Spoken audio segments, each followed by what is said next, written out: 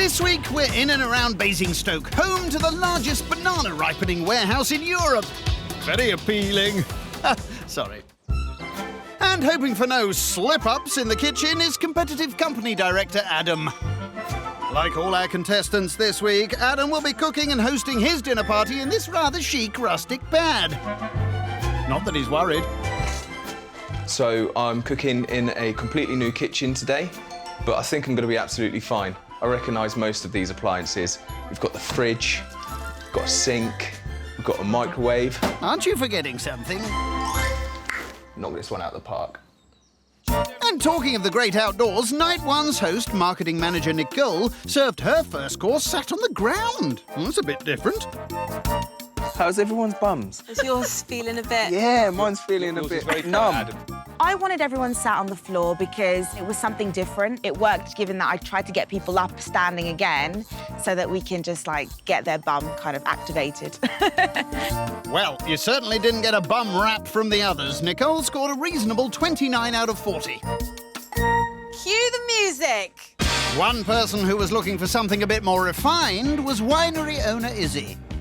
I don't think last night was a winning night. It was very simple and basic and didn't sort of give you that wow factor. You know, attention to detail sort of creates the ambiance. Ooh la la.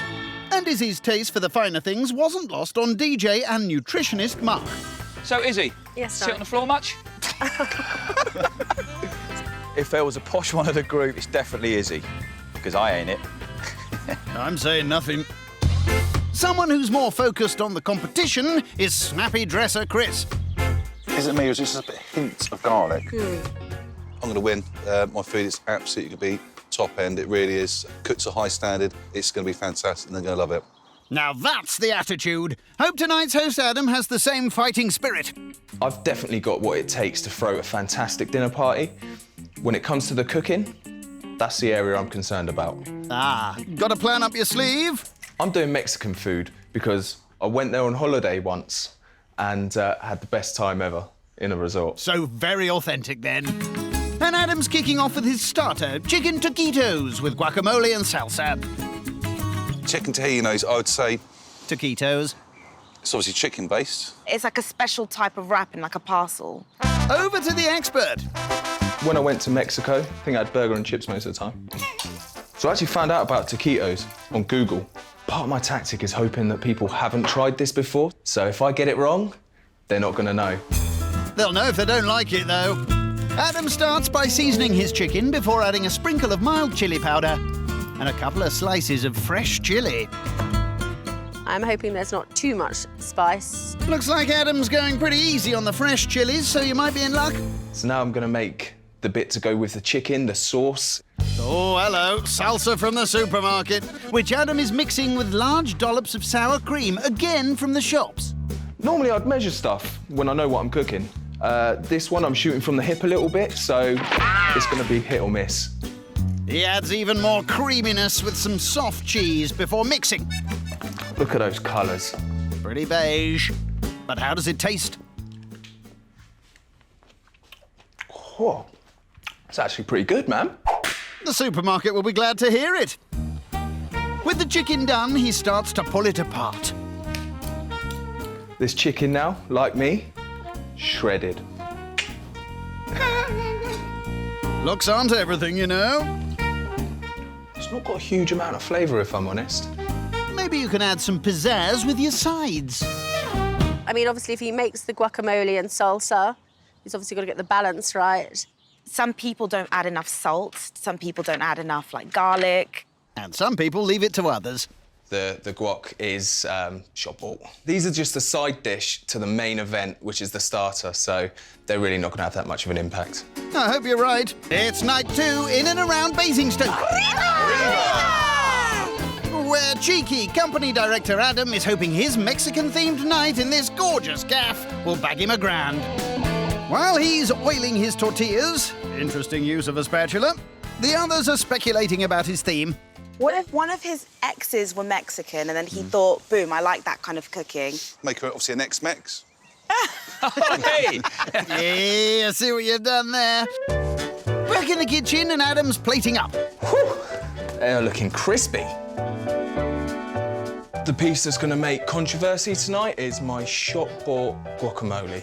So I've made everything else tonight, so maybe I'll steer the conversation towards the bits we should really be focusing on. Anything but the food, then. And there it is, Adam's take on chicken taquitos with salsa and shop-bought guacamole. Just give it a go, see what you think. It's the first time I've made it.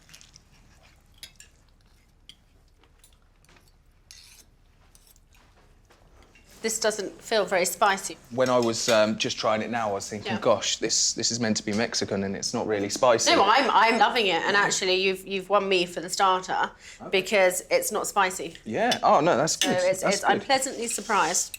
For Mexican, I thought it was incredibly underspicy, very underwhelming in the spice world, but it was edible. Actually, there wasn't any spice at all, so actually it suited me perfectly. Oh, well, at least Izzy's a fan. Let's hope no one asks about the guacamole. I wanted to ask if the guacamole was homemade. Oh! I wanted to focus my time on the main dish, and that did mean that the side dish, which is the guac, took a bit of a hit on it. The guac shop bought. I think the guacamole, it would have been nice for it to have been homemade because it's not that difficult. I would have made my own guacamole to be fair. I would have done. Yeah. If you're serving it, it's obviously one of your main parts of your starter, really, it should be homemade. Disappointed. You know, it is what it is.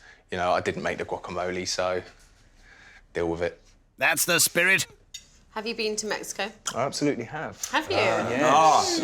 You know, I travelled to quite an authentic part, Cancun. Stayed in a 5-star resort. Some parts were pretty crazy. I had to get out my deck chair to go get a drink. Oh, how adventurous. I've known people that have travelled to South America that have experienced it, not just sitting on a sun lounger. Have you actually got to know the area and the culture? What are you trying to say? I'm probably quite well travelled. I've been to Sri Lanka, South Africa, Spain, Greece, Italy, Dubai, the Maldives. It's probably easier to list the places you haven't been. She's been about. It's Izzy's world, isn't it? Izzy's world ain't my world.